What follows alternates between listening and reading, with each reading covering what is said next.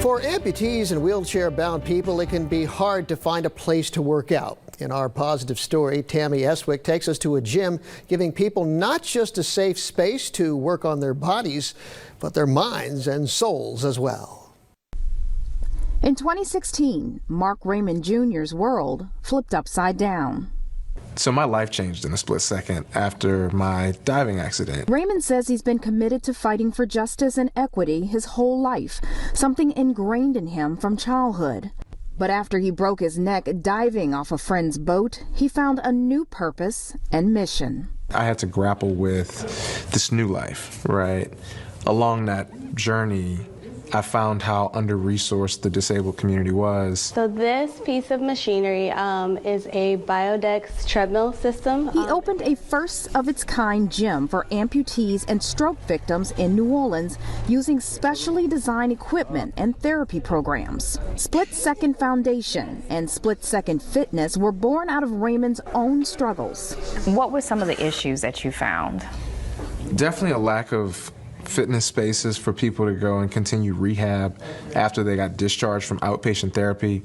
It's not just about being physically stronger. Raymond says strengthening the mind is just as important. Mental health is another issue his team is now addressing. Right, people who had gone through trauma and tragedy and are grappling with the grief. I didn't find the right mental health professionals when I was, really in need of it. And the biggest one is probably just someone advocating that we need more accessible spaces in the community.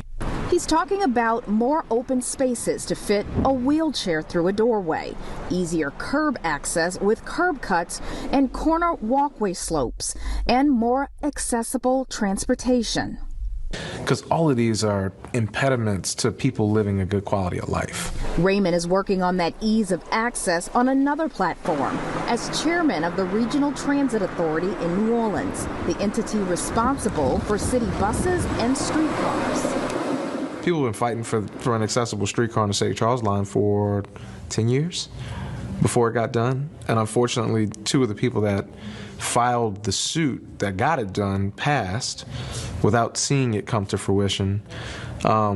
Yet there's still more work to be done. Raymond's community service is part of his family's legacy. He's the grandson of civil rights leader A.P. Toro, who was head of the NAACP Legal Defense Fund for New Orleans in the late 1920s. Toro helped desegregate Louisiana schools and obtain political power for African Americans.